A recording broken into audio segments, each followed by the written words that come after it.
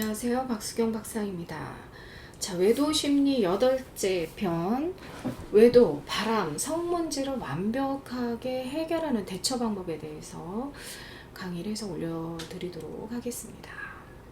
자, 여기서 이제 바람과 성 문제 이제 뭐 성매매 뭐 이런 것들이에요. 성매매, 성추행, 성희롱 이제 다 들어가겠죠. 이 모든 것들이 이 외도의 범주 안에 들어갑니다. 그냥 스쳐가는 바람을 그냥 바람으로 생각하시면 큰일 납니다. 다 외도 안에 들어가기 위한 전 단계라는 것을 반드시 아셔야만 합니다. 자, 그리고 그 외도 문제가 이제 외도 문제를 의심하는 거랑 이제 외도를 했다라고 확정 지어지는 건 좀 다릅니다.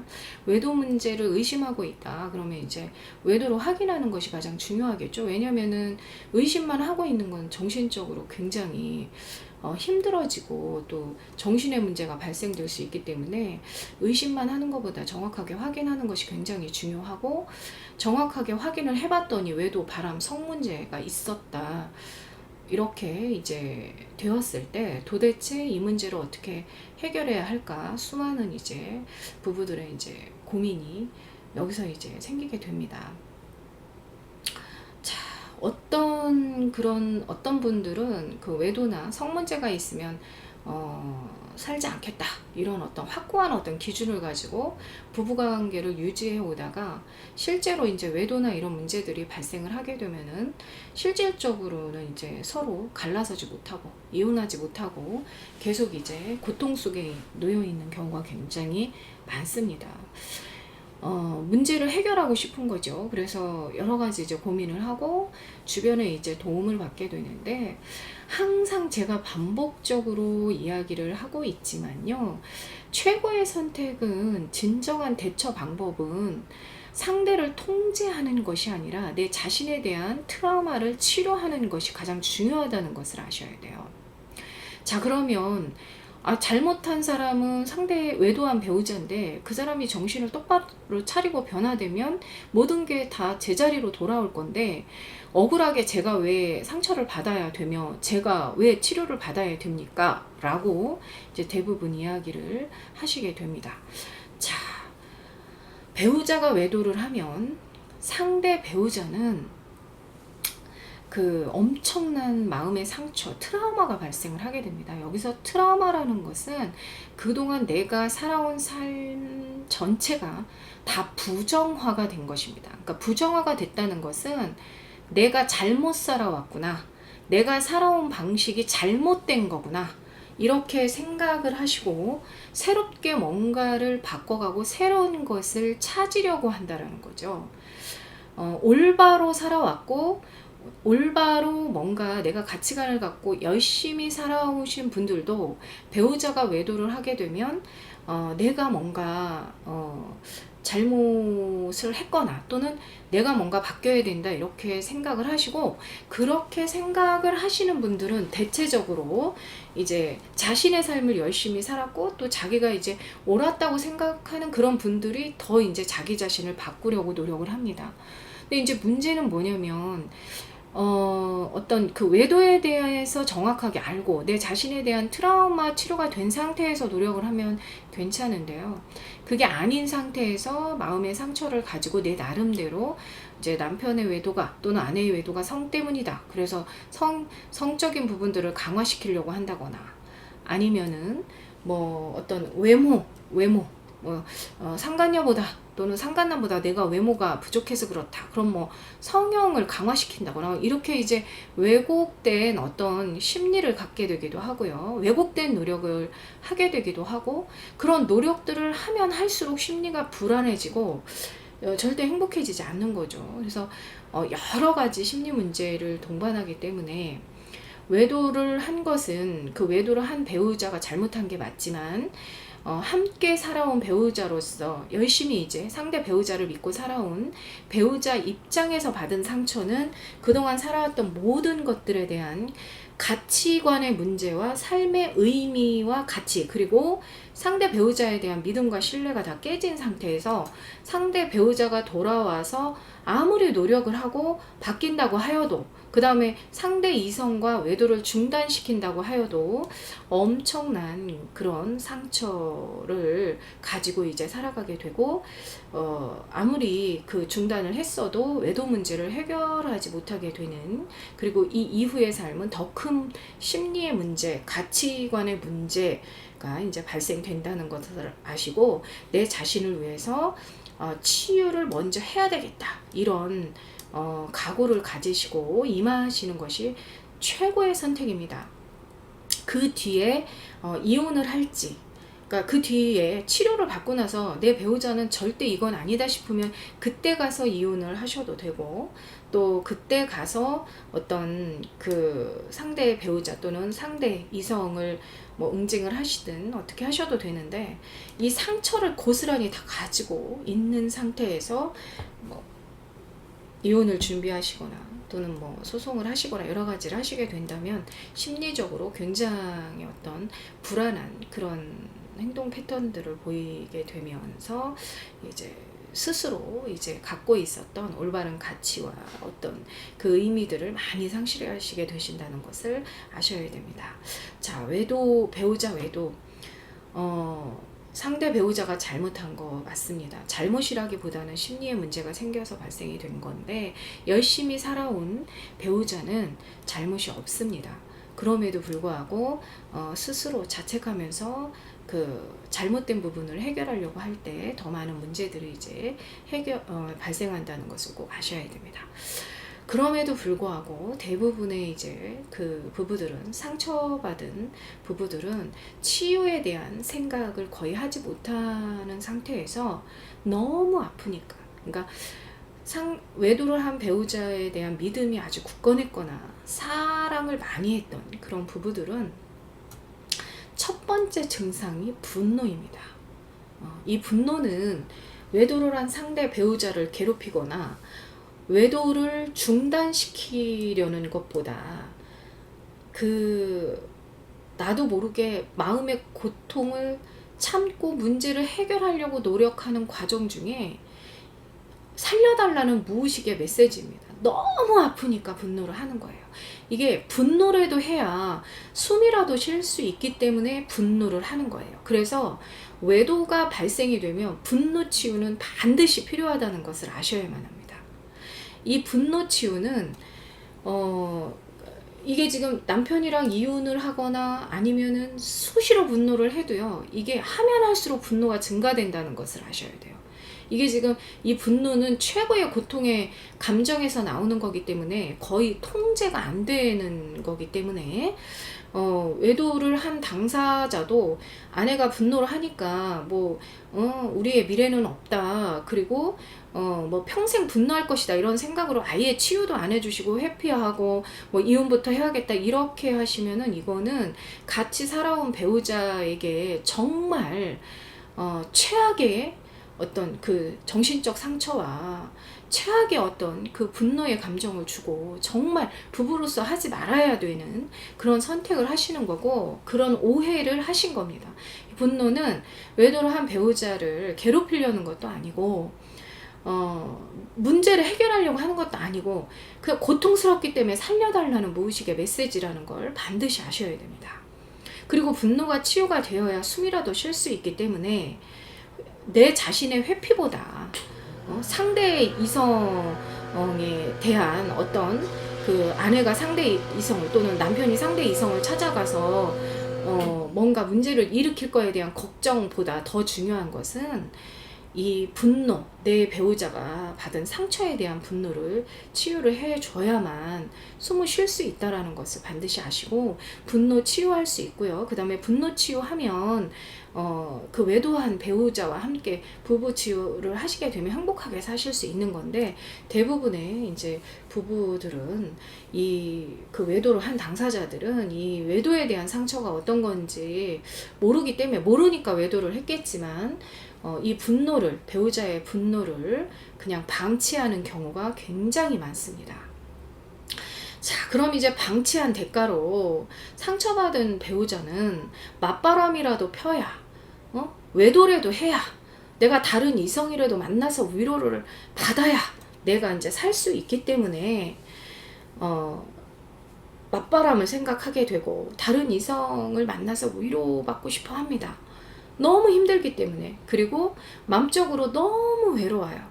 그동안 의지하고 살아왔던 내 배우자가 다른 이성에게 관심을 갖고 다른 이성에게 어떤 사랑의 메시지를 보내고 다른 이성과 함께 좋은 시간을 보내고 그 사실을 아는 것만으로도 분노와 어떤 마음의 상처가 발생이 되는데 이 분노를 하고 있는 이 가운데에 내 배우자에게 살려달라고 표현을 해도 회피만 하고 어떤 그 위로라든가 치유해줄 생각조차 하지 않는다면 상처받은 배우자는 살 수가 없습니다.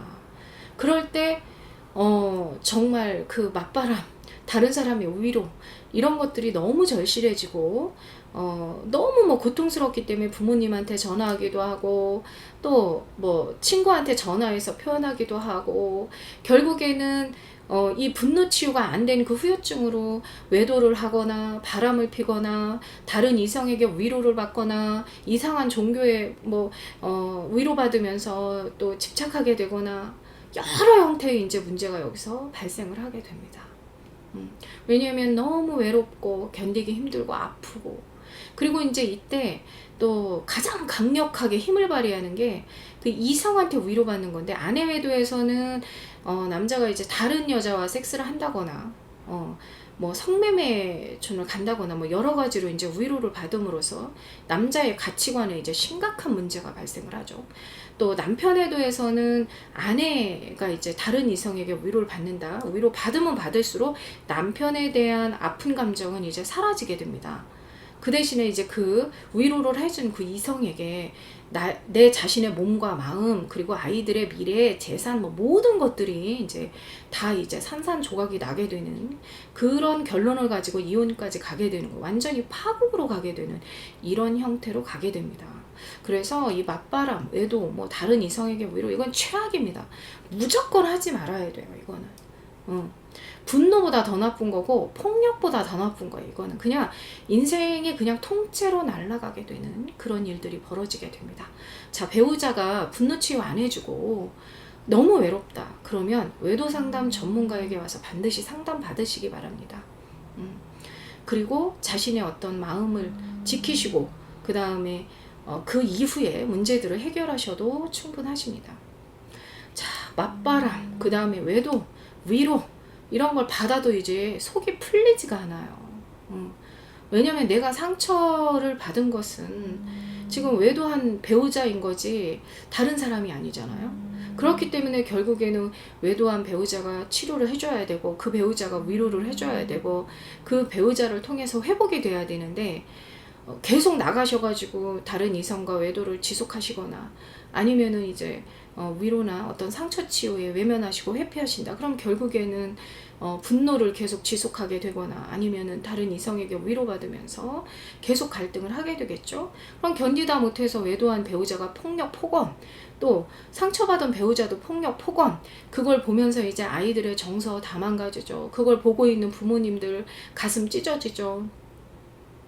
폭력은 또 이게 신체적 폭력, 정신적 폭력 여러 가지가 있는데 이거는 거의 뭐 인간관계를 파괴하는 범죄이기 때문에 뭐 접근금지 명령 신청하고 막 이러면서 이제 사랑으로 만났던 부부가 완전히 이제 남보다 못한 관계로 가게 되는 그래서 이 맞바람이나 폭력 이런 것들은 굉장히 최악의 그런 결과를 맞이하게 됩니다. 이거는 문제 해결도 아니고 너무 아파서 일어나는 것이기는 하지만 절대 어떤 맞바람, 폭력 이런 것들은 하지 마셔야만 합니다. 그럼에도 불구하고 이걸 지속하고 있으시다 그러면 반드시 치유에 오시는 것이 현명하시고요. 맞바람, 분노, 폭력 뭐 반복적으로 하시다가 버티면서 이제 반복적으로 일어나시다가 결국에는 하다 안 되니까 이제 이혼을 결정하시게 되고 이혼을 하려고 하지만 또 이혼도 잘 되지 않고 또 아이들 문제 또 그동안 살아왔던 여러 가지를 고민해서 이제 이혼을 하지 못하게 되면 또 이제 어르신들께서 이제 부모님들께서 또 서로 이해하고 잘 살아라 뭐 여러 가지 이제 부모님들이 개입이 되셔서 이혼을 이제 하지 않도록 이렇게 하신다.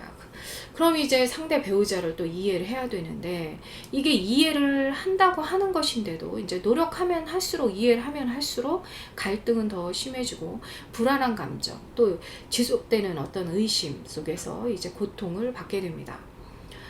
이해를 하려고 또 추궁도 하게 되겠죠. 정확하게 알아야 되고 이런 일이 다시는 일어나면 안 되고 속지 않아야 되니까 또 추궁을 하게 되죠.